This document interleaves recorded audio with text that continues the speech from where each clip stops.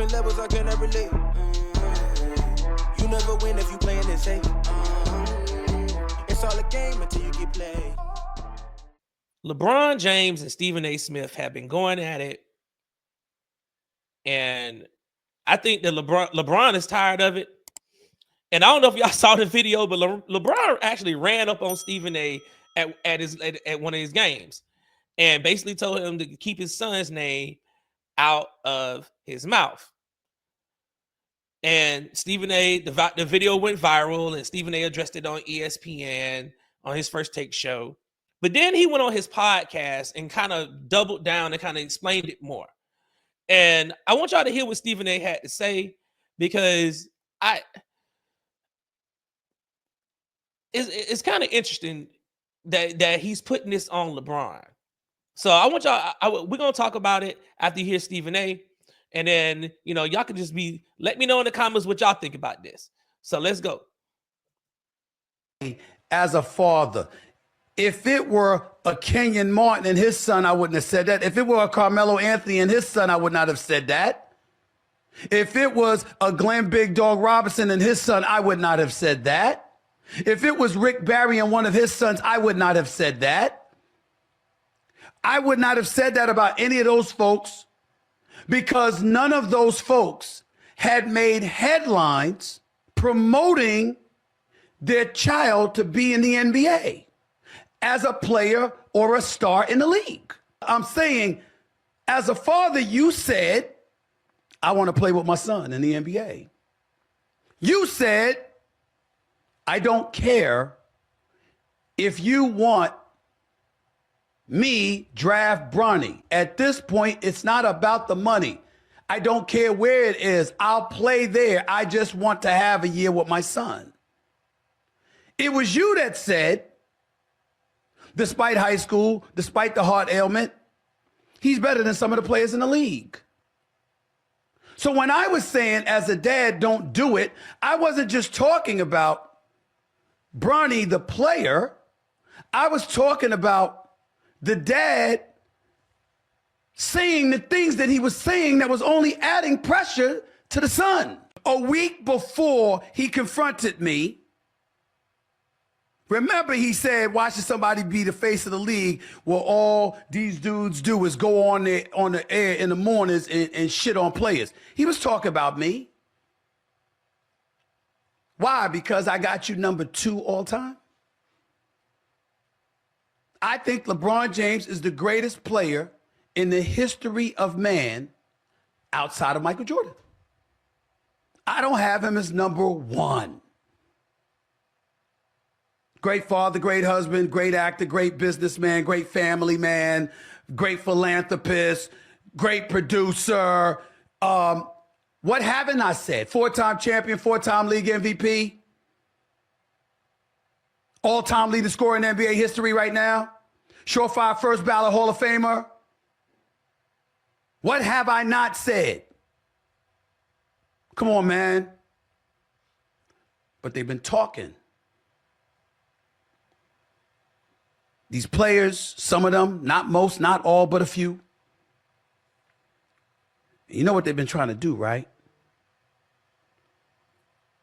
In my opinion, what they've been trying to do is accuse me of selling out. Wow. They said Stephen A. Smith is sold out. That's what he thinks the players are accusing him of. Now, this situation with LeBron and Stephen A. goes back to Bronny getting drafted. And LeBron, as Stephen A. alluded, was going around saying that he wanted to play with his son. That he had been saying that since Bronny was in high school. So everybody knew that. And perhaps, maybe that was the reason why the Lakers drafted him with the 55 pick in the second round. Because Bronny actually, was on the Lakers, played a few games. He's been called up a few times from the G League, back up and down. But the production at USC made it kind of question whether he should have came out or not. And to a lot of people, it made it seem like he really wasn't ready. because when he actually played, he kind of seemed like he wasn't ready. And Stephen A was on First Take alluding to that. And LeBron, being his father, I think he took offense to it. And instead of him letting it go, he went to Stephen A to defend his son. And most dads would. But you got to remember, your son is in the NBA now, so his game gonna get critiqued. You can't be daddy and a teammate. You're gonna have to pick and choose. You can't be both at the same time on the court, because you don't want him calling you daddy when you're on the court. You want him calling you Bron 2-3.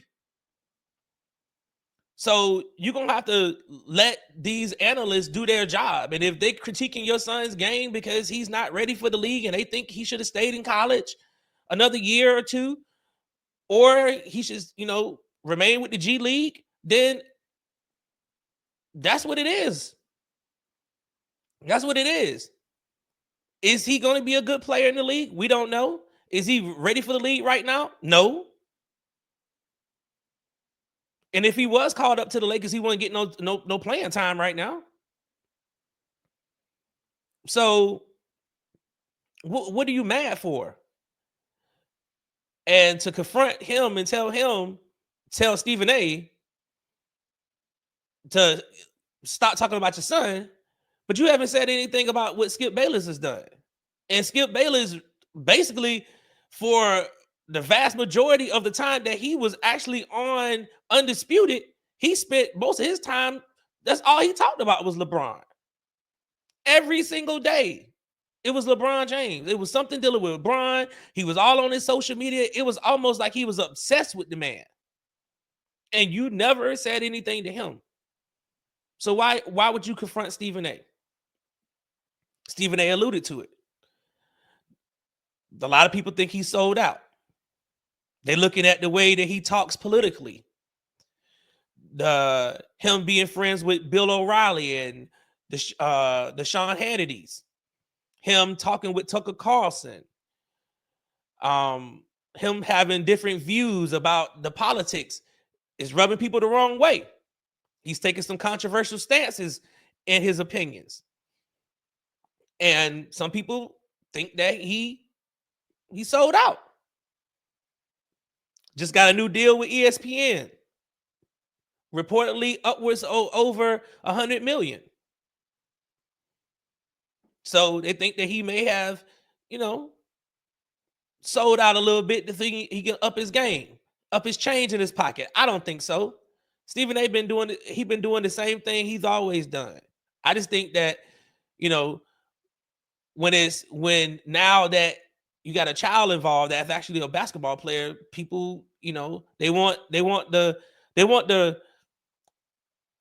off limits to still be on the kids, because it's basically an unwritten rule that kids are off limits. And I think he still wants that carte blanche service for his son, but he also got to realize his son is in the league and his game gonna get critiqued. And if he plays bad, they're gonna talk about it. And he's on the Lakers. The Lakers is a box office team. It is one of the premier teams and one of the premier markets. The media is very, very brutal in Los Angeles. It's very brutal in New York. That's why folks don't do too well playing for the Lakers or playing for the Knicks or playing for Boston. You got to be a pretty good player because their media would eat you alive. LeBron knows this. Whether he wants it for his son, quite possibly not at all right now. He probably wanted to tone it down. But we also are in the social media era. And in this era, everybody's talking about sports. Hell, I'm talking about it right now. And I'm not even a sports channel. But people talk about sports. It's a hot topic. But when you start mixing in different personalities and different social media people, and everybody got a podcast show and everybody's talking about the same things, it can seem overwhelming. So I can get where he's coming from. But I think he was wrong to go at Stephen A, though. But Stephen A took it. He took it. And there's other players who thought it was weak. It was a weak move. I'm not the only one to take this position because I thought it was weak too. Like, don't run up on a man like that. I mean, he hasn't said it. He hasn't threatened you. He hasn't said nothing about your family to the point that was detrimental. He just critiqued your son's game and say he didn't think he was ready to be in the league and that you may have strong on the Lakers into taking him. Because that's essentially what happened. So hopefully those two can talk about this and reconcile this. I hate to see this. LeBron is a good ambassador for the game. I hate to see him being caught up in something this minute and petty. I would think at both of their ages, being grown men, that conversation would happen privately if he felt some type of way. Stephen A. did allude to him that, hey, he has his number, could have called him. I mean, I think that's how men should have handled it, not do it all out in public like that, making it a public display and making it a big mockery. Don't conduct business like that. You know, if you felt some type of way, you could have hit him offline and had that conversation, and then y'all really could have dove deep. Because trying to have something really quickly and a spurn, and you getting ready to go play, and just kind of shout out a few things, not a good way to not a good look, in my opinion. So, but that's my time for tonight, y'all. I just wanted to come on and kind of go over those things tonight. And I'm gonna be curious to see what y'all think about it in the comments on all these topics. I will be back live Sunday night at 8 p.m. And I'll give you all the lowdown on what we're gonna be discussing on that night. But I just wanted to come talk about these topics tonight because I didn't want them to linger on. So I thank everybody for tuning in. We got a nice little crowd tonight. I'm trying out these live streams, and I see them getting some good results with them. So we're gonna continue to do these, and maybe, just maybe, I'm gonna have a call-in show, and let the callers, let y'all call in and voice your opinions and talk to me live on show. So I think that's gonna be coming down the pike soon. Probably looking to launch that probably around the beginning of May. And then we'll just have a call-in show on Sunday nights, and people can call in and just get it off your chest. We gonna let you get it off your chest on this show. But thank you all so much for tuning in tonight. I'll see you all again 8 p.m. Sunday night. Culture Nation, let's keep it culture. See you later.